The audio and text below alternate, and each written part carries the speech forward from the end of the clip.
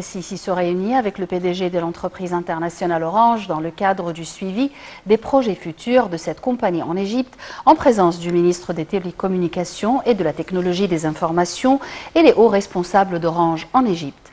Le porte-parole de la présidence, Bassem Radi, a indiqué que la réunion abordait les moyens de coopération avec l'entreprise et l'augmentation de ses investissements en Égypte.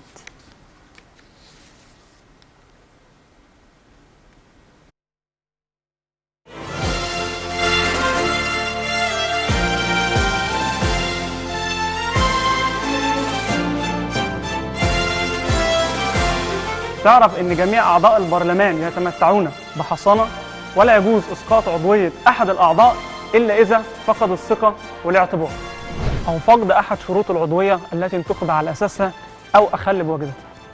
ويجب ان يصدر قرار اسقاط العضويه من مجلس النواب باغلبيه ثلثي الاعضاء.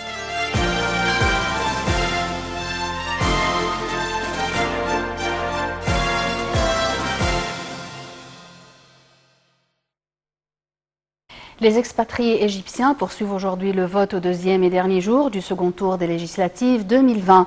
Le vote se déroule jusqu'à 21 h dans les consulats et les ambassades de l'Égypte.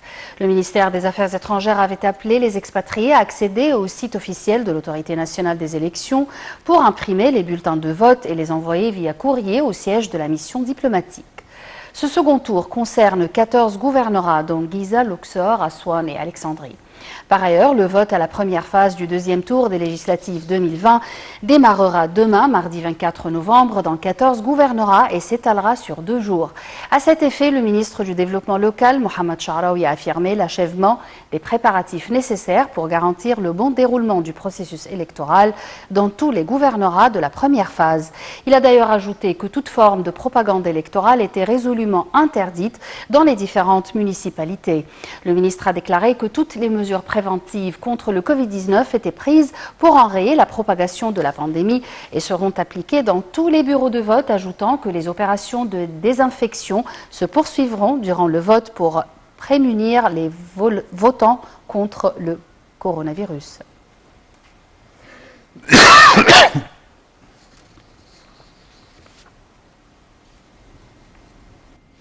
Le Premier ministre Moustapha Madbouli a présidé la réunion du Conseil des gouverneurs via visioconférence en présence des ministres du Développement et du Logement en vue de discuter des dossiers importants et vitaux. Le Premier ministre a enjoint de lever l'alerte maximale et préparer la Chambre de gestion de crise pour faire face au changement climatique, surtout avec les prévisions de l'autorité de météorologie d'une autre vague de pluie forte au cours des jours à venir, surtout sur les gouvernorats côtiers. En ce qui concerne la situation de la propagation du Covid-19, Madbouli a mis l'accent sur le suivi continu de la disponibilité des hôpitaux au niveau de la République pour recevoir les patients atteints du coronavirus et la disponibilité des médicaments du protocole de traitement dans les pharmacies privées.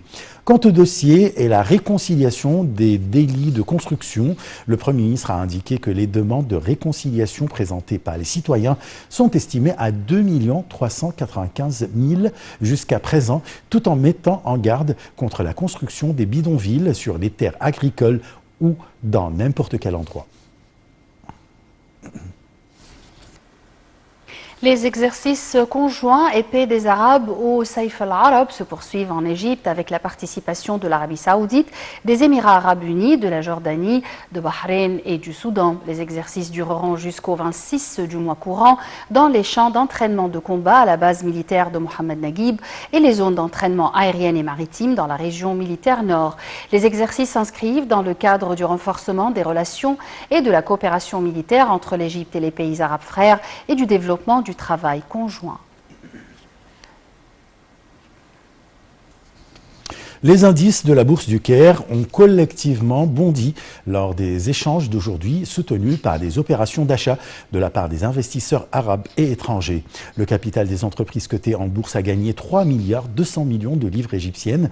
L'indice principal EGX30 a grimpé de 0,25% au niveau de 10 885 points.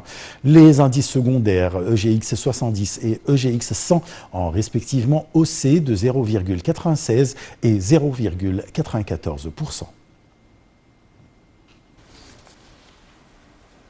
L'Arabie Saoudite a démenti aujourd'hui des informations